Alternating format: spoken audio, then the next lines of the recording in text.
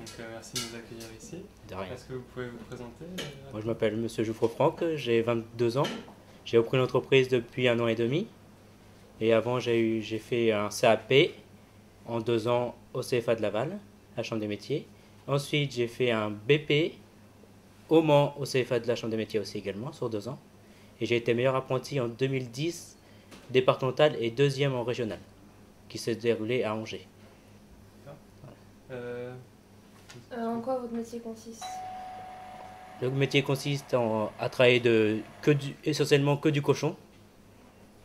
Ensuite, à faire des crudités, des cudités, pâtés, rillettes, jambon, des buffets campagnards, des mariages, des baptêmes. Voilà. En gros, essentiellement, le métier se déroule comme ceci. Est-ce que vous pouvez nous dire ce qui vous a motivé à faire ce métier? J'ai toujours aimé travailler dans le métier de bouche. Ensuite, dans la charcuterie, peut-être pas essentiellement dès le départ, mais j'ai toujours aimé dans le métier de bouche. Et j'habitais juste à côté, moi, avant. Et c'est comme ça s'est déroulé. J'ai fait des stages de 2 ou 3 semaines. Voilà. Et pourquoi charcutier spécialement, pas boucher Parce que les boucheries, j'aime pas trop parce qu'il faut toujours désosser, des trucs comme ça. C'est pas le truc qui me plaît beaucoup. Parce que moi, qu'est-ce qui me plaît, c'est de fabriquer, de créer des nouvelles choses. Donc, quels sont les avantages et les inconvénients de ce métier? Les avantages, c'est de faire plaisir aux clients, déjà. Après, les inconvénients, on commence de bonne heure. Ça, faut pas compter 16 heures. On fait pas 35 heures. Moi, en tant que chef d'entreprise, j'en fais quasiment 80-90 heures. En période comme ça, et en période de fête de fin d'année, on est quasiment à 120-140 heures par semaine.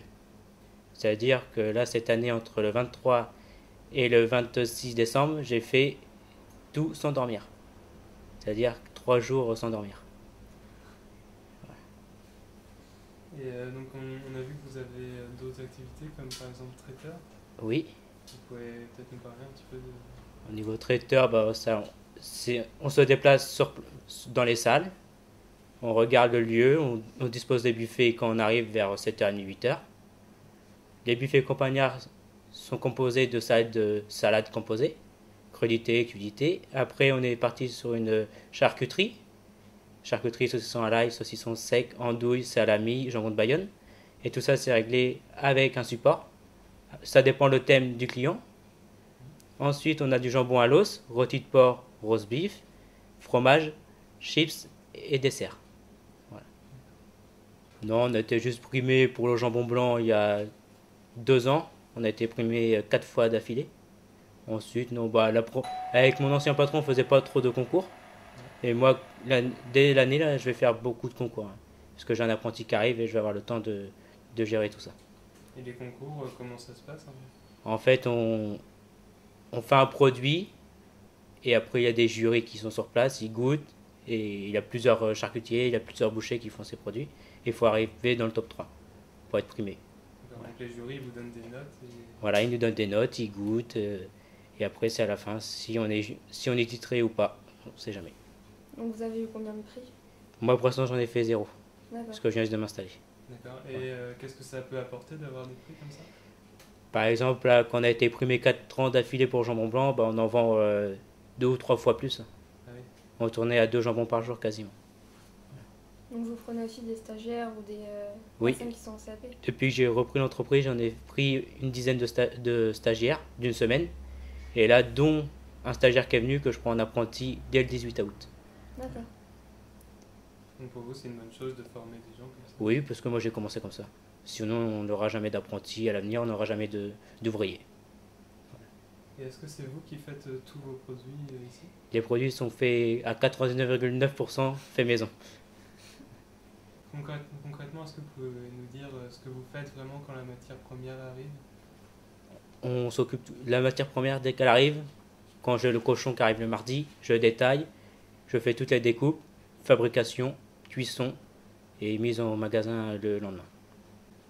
Juste pour revenir un petit peu sur vos études, vous en avez parlé un petit peu, mais est-ce qu'il y a d'autres façons peut-être Alors, l'expérience professionnelle pour être dans le charcutier, Oui.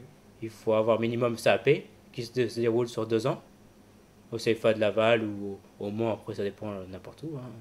Après, on peut faire une mention traiteur qui se déroule sur 1 an. Et après, on passe directement en brevet professionnel qui se déroule sur 2 ans, qui soit au Mans, soit à Angers, soit à Nantes. Ou soit on peut le faire au CEPROC, c'est l'organisme professionnel pour les charcutiers traiteurs qui se déroule à Paris. Quel conseil tu donnerais à un jeune qui doit se lancer dans ton métier?